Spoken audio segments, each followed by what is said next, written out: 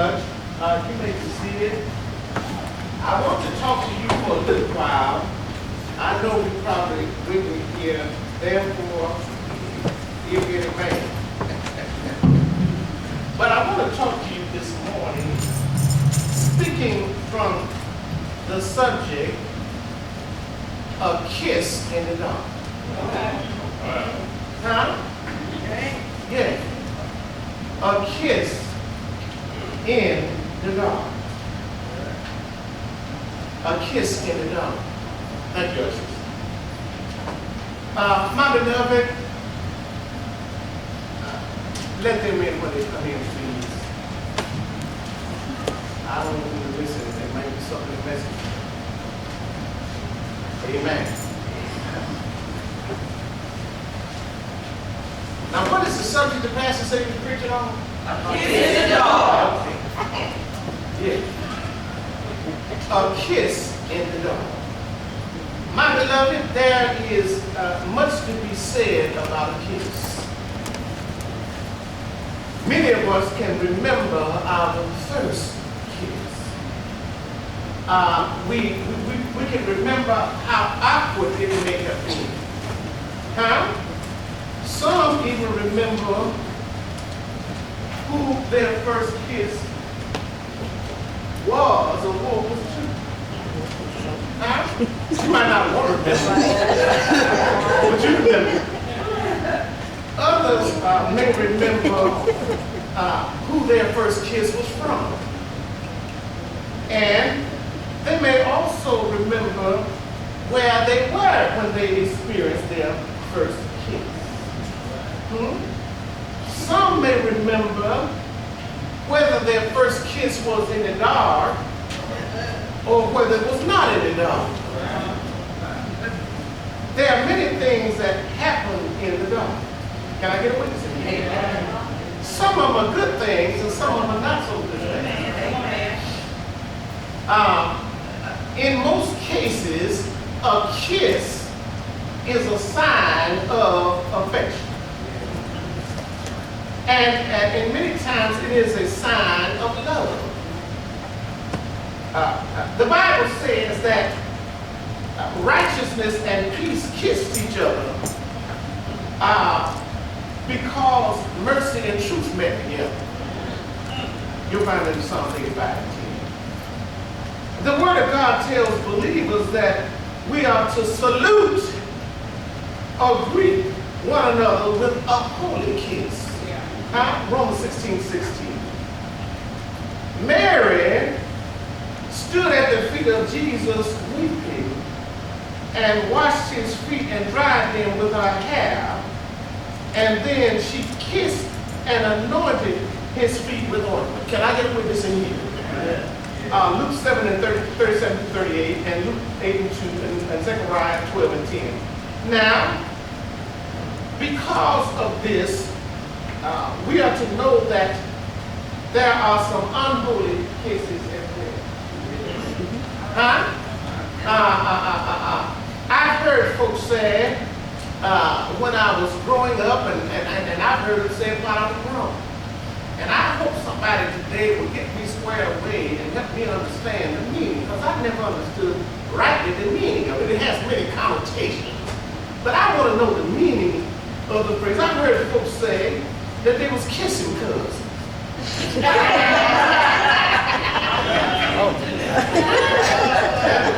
Yeah, so I'm going to backtrack that. And you just come to me private. Don't come to me, don't come to my everybody, but tip on in the study, and just tell me, you can whisper to me. I won't tell nobody, I just want to know. But I heard folks say that they was kissing cousins. And I often tell them, what in the world is a kissing cousin? Well, somebody tell me. Everybody that kisses you is not in love with you. Huh? In fact, they might not like you or love you at all. Many times, we are even kissed by our enemy.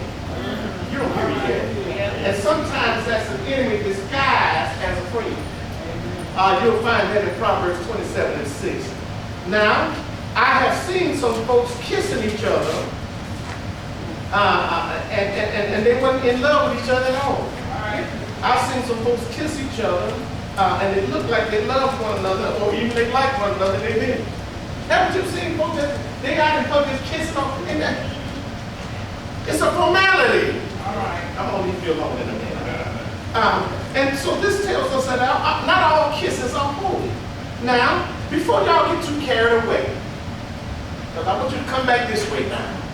But before you get too carried away, not every kiss is a kiss of love. Amen? And so our text today, are y'all here yet? Yeah. So our text today is not about sex. Let me get you off the wrong track. Come on up on this way. We're going all the way there. No, we're not talking about sex. Amen. It is about reconciliation. It is about being reconciled. Many times we have so many problems in the church because we don't understand that we have within the body of Christ the word and the means and the ministry of reconciliation. And so we're to be reconciled with our brothers and our sisters. Well, you can't be reconciled with your brother and your sister if you're not reconciled with God.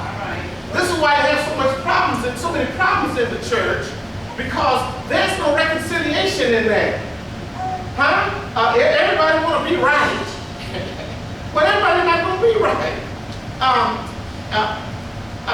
Jesus of Nazareth, or in Jesus of Nazareth, God was seeking to reconcile the world. That's why God sent Jesus. He sent him to reconcile humanity back to him. Are y'all here yet? And so the world or humanity was estranged from God. Humanity was alienated from God. And there are many of us that are still alienated today. And so God sent Jesus to reconcile humanity back to him. And we needed a forgiving God to do that. Amen? So Jesus' work was to reconcile man back to God and help man find salvation and newness of life, being justified by the grace of God through the redemption that is in Jesus Christ only. So Jesus played the only role in reconciling you and I back to God. The only way you can get back to God is through Jesus Christ. Romans 3:24. Now, reconciliation is the ministry of changing completely. Now, I've oftentimes wondered why so many people are so resistant to change. Well, you don't have to do anything for change to occur. If you live from one year to the next year, from one day to the next day, some changes have occurred. And so change is inevitable. It is not a charge of God, but it is a change it's not a change in God, but it's a change in humanity from sin to God. There has to be a change has to take place. God does not change. For I am the Lord and I change not. So what has to change is humanity. That's a hard thing for a lot of us to do. A lot of us would fare much better if we would embrace the ministry of reconciliation or the ministry of change. Reconciliation goes beyond salvation. Oh yes, you can come to the cross, you can accept Jesus Christ and still not be reconciled. I'm gonna help you in a minute because I want you to see why a lot of us do what we do. Yeah, we're saved, but you haven't been reconciled yet. And the reason you have not been reconciled is because you refuse to be reconciled. Yes, you saved, but you haven't been reconciled. And so reconciliation goes beyond salvation. It is God's call to the lost everywhere to come to him with all for their sins. We want to bring God some of our mess. And that's why we stay in mess all the time. Because we don't bring him all of it. And so he wants us to bring all of our sins, all of our burdens, all of our problems, and all of our difficulties to have them dealt with or to have them changed inside out, upside down, right side up, whichever way you want to cut it up. You don't have an issue. I don't have an issue that God cannot handle. Are you hearing me, somebody? Matter of fact, the only way that you can be a new creature is that you have to bring the old creature to the Lord and let him make you new. The problem is we want to be half new. We don't want to be brand new. We want to be half new. You know, well, Lord, make my face new and leave my body just like it is. Huh? Well, I don't like my nose, so make my nose new. Well, leave the rest of me like it is. Well, it doesn't work that way. You're not going to pick and choose and nitpick God to death. God wants to take care of the whole problem. You ever half wash your car? You ever go there and just run through the car wash and just have the thing wash the tires and you roll on out? If there's something wrong with you. And so God wants to deal with all of our issues in reconciliation. He wants to reconcile every area of my life and your life. No matter what it is, no matter how bad it is, no matter how difficult it is, if you bring it to the Lord, he's already sent Jesus to handle the situation. I'm going to help you in a minute. Y'all still on kissing. We're going to get there after a while. And so the world today is going about its own way. But God has made a way back to himself. Don't you see the world just going, just floating. Just floating. Whatever, whichever wind blows, we just float. Just float. We don't know what Bible to read. We don't know where God is. We just float. God is not pleased with that. And so God has made a way for us to come back to him through the death of his son, Jesus Christ on Calvary. Isaiah 53:7. Man is just doing his own thing. There was some music out some time ago. I bring the Isaac Brothers. Y'all know the Isaac Brothers, don't you? I thought you did. It's your thing. Do what you want to do. Y'all know the rest of it too, don't you? Okay. Well, many people adopted that ideology, and it's still prevalent today. Amen? And so the world here has gone about to do whatever it wants to do. Amen? Colossians 1:20 and 22, and Philippians 2:10, and Romans 5:10, Philippians 3:18, and Romans 2:16, Romans 8:7. But God has made a way back to him through Jesus Christ. I want you to keep that in mind. When Adam sinned, now, we can't blame everything on Adam now. Amen. Yes, Adam got us in this mess, but God sent another Adam, the second Adam, to get us out. Can I get with you? So when Adam sinned in the Garden of Eden, God could not reach down and save him. I want to help somebody in here because, see, some people read the Bible wrong. You read it and you get your own understanding. No, he didn't save him. No, he could just reach down and save him. And so God had to do something about his sin. He could just reach down and save him and leave him in the garden. He had to do something about his sin. Amen. And God had to judge him because of his sin. He couldn't just look the other way. Yeah, you good. Just stay on in here and keep on doing what you're doing. No. He couldn't do that. You'll find it in Ezekiel 18:20 and Genesis 2:17. God had to judge him because of his sin. And when he judged him, Adam died spiritually the day he sinned against God. Same day, bam! He became alienated. He became separated from God, amen, and he had no capacity for God. That's the way people are who are not reconciled. They don't have a capacity Jesus, a little bit of God, but they don't really have a capacity for God. When you start going deep, they're done. This tape is too much for me, make my head hurt. Whatever. Got folks talking about why they don't read the Bible.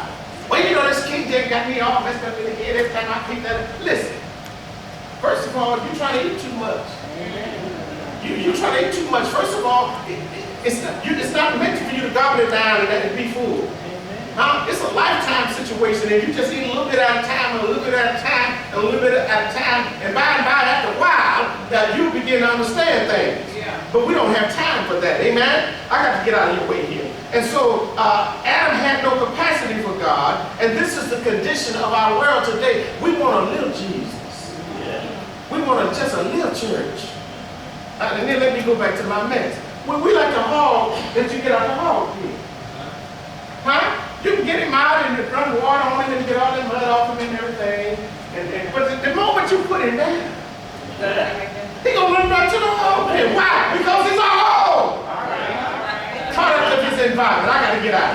And so it is because of the death, the burial, and the resurrection of Jesus Christ that the world has been changed.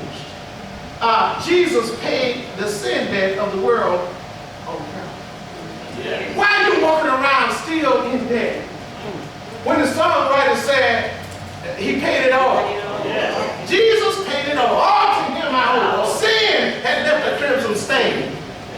But Jesus paid it all. He washed it white as snow. Amen? And so he paid it all on Calvary. He paid the sin debt of the world. And he caused God, when Jesus paid the debt, the moment that the debt was paid, God stretched out his arm.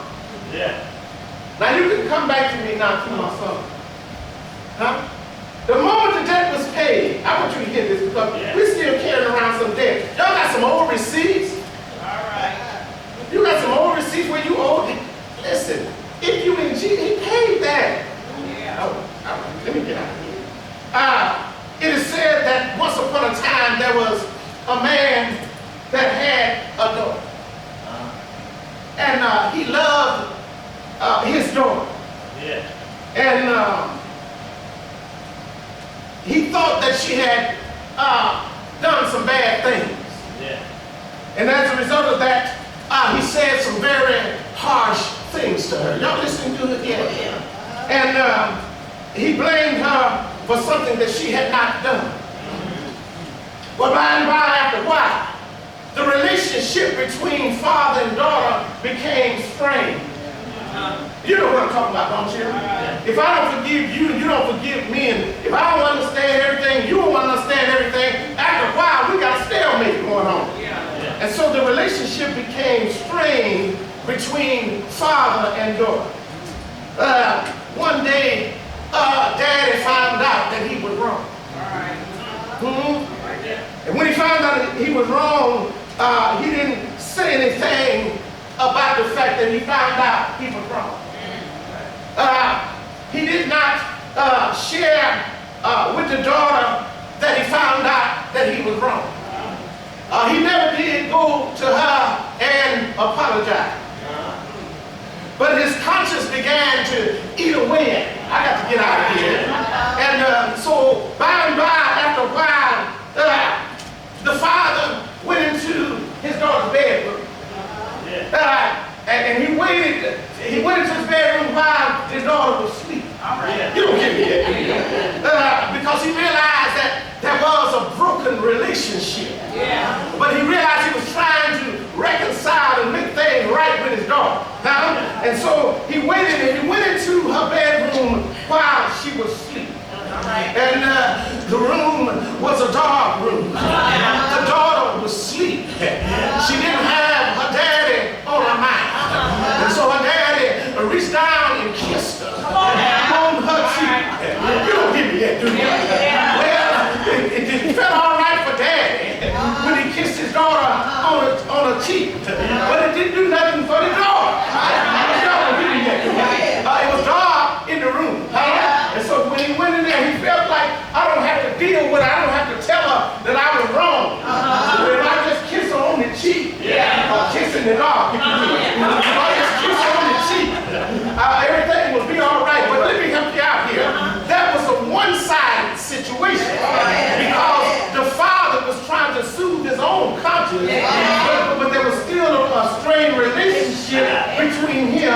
and his daughter. Because his daughter didn't know what the daddy knew. I got to get out of here and leave you alone. And so, I don't care what amends you try to make in the dark.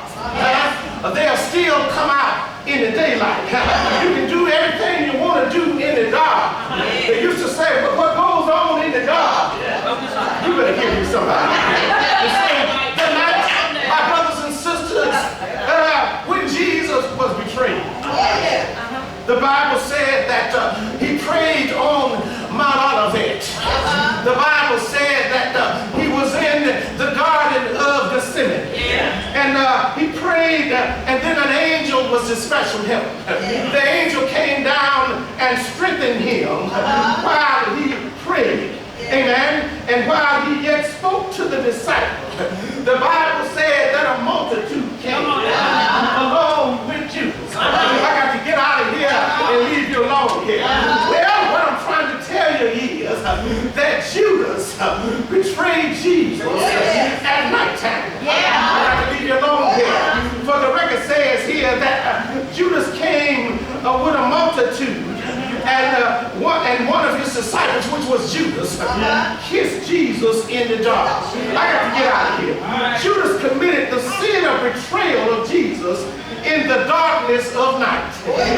When he kissed Jesus, it was the darkest time in his life. Why, Brother Pastor? Because it was not only a kiss in the dark, but it was a kiss of betrayal. It was a kiss of being sold out. And so he paid the price for his kissing Jesus in the dark. It was the darkest time, even though it ended up being early in the morning. It was early in the morning when they came to arrest Jesus. But Judas' actions, and what I'm trying to tell you is that a whole lot of things that we do, many times if they are misdirected, many times if we have not been reconciled, it is the darkest time of your whole life. It may be 12 o'clock noon, but it's darkness in your life. Amen? And so as a result of that, Judas committed the sin of betrayal of Jesus in the darkness of the night. He kissed Jesus, and it was a difficult and a dark time in his life. Mark 14 and 10 and Matthew 27, 1 through 3. Jesus was sent from heaven by God. He left heaven on a bloody mission. I need you to go down and not only seeking to save that which was lost, but I need you to go down and reconcile humanity back to me.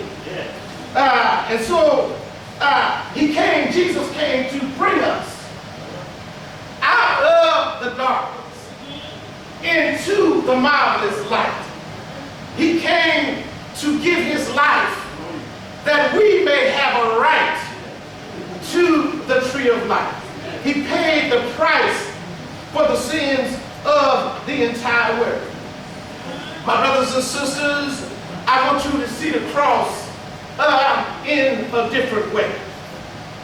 When you look at the cross, I want you to understand that the cross points from earth to heaven. When you look at a cross, your mind ought to be on the Lord. And then the width of the cross points from the early ages until eternity. When you look at the cross, you ought to see those that have been saved. And you ought to see those that are being saved right now.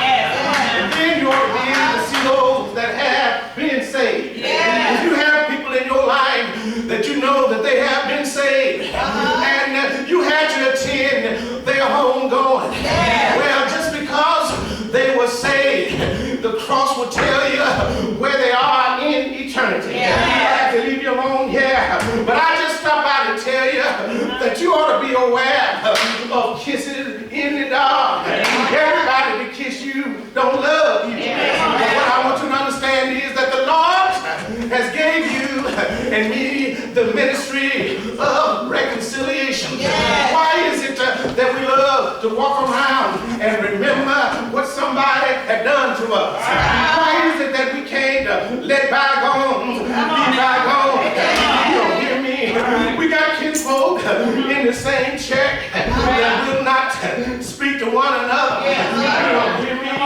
We got some folks in the house that they remember what somebody did to them a long time ago. And because of what they're remembering, they cannot serve the Lord. I just stopped by to tell you that you're wasting your time and you're spinning your wheels and you're doing a whole lot of nothing, because God has given us the ministry and the spirit of reconciliation. I got to leave you alone here, but after a while, by and by, you ought to make up in your mind that I'm going to step out on faith. I'm going to make a change. I'm going to be a change agent. If you got somebody, help me, Holy Ghost, as I preach your divine word. If you have somebody in the church house that will not speak to you, I'm going to leave you alone here. You've got to understand that the ministry of reconciliation was given to us by Jesus Christ. And just because they are not speaking to you, you need to take the initiative on yourself and step on across the aisle, and speak to them anyway. Because when Jesus died on Calvary, God stood up and he opened his arms wide. You don't hear me? When God opened his arms wide, he opened his arms. Whosoever will, let him come. And when you come just as you are. Come with burden down, come confused, come upset. But nevertheless, you ought to come, because I gave you the spirit of reconciliation. I don't have a problem that God cannot solve. I just got to be willing to make a change. And if I can't make a change, I ought to just go to God and ask God to fix it. And if I ask him to fix it, he'll fix it. He'll give me the ministry of reconciliation. I got to leave you alone here, but I don't want you to get caught up thinking that I gave the Lord my heart and I gave the preacher my hand and now I'm saved. No, you got to understand some things. Just because you have been baptized in the Holy Ghost, just because your name is in the Lamb's Book of Life, you got another obligation, and your obligation is to be reconciled. I got to keep you alone here. Don't tell me I just can't get along with so-and-so, and so-and-so just can't get along with me. I want to tell you now, there is something wrong with your God. There's something wrong with your Jesus. If you cannot be reconciled, well, Pastor, you don't understand. You don't know what happened to me. You don't know how bad I'm hurt. You don't understand. You wasn't there. I don't have to be there. I know that the Lord has given us the ministry and the spirit of reconciliation. I'm going to leave you alone here. You got to be willing to make a change. I'm going to leave you alone here. If you're not willing to make a change, then everything will stay the same. I'm trying to tell you that you got the spirit of reconciliation. What stops the spirit of reconciliation is my old low-down way, my pride, my jealousy, my envy, my stubbornness. You don't hear me, but you ought to. You understand? A kiss.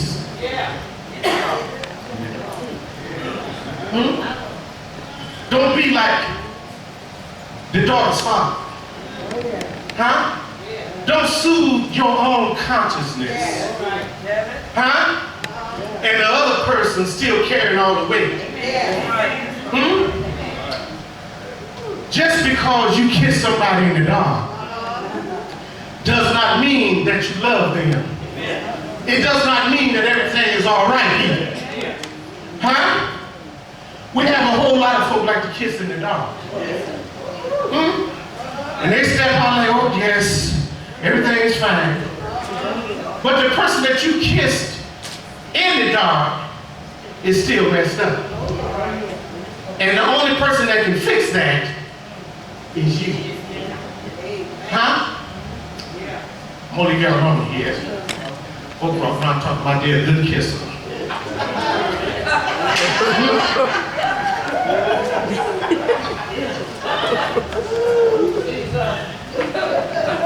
Y'all say on what is that Snapchat and Facebook and that thing? You know why folks had their lips all tooted up?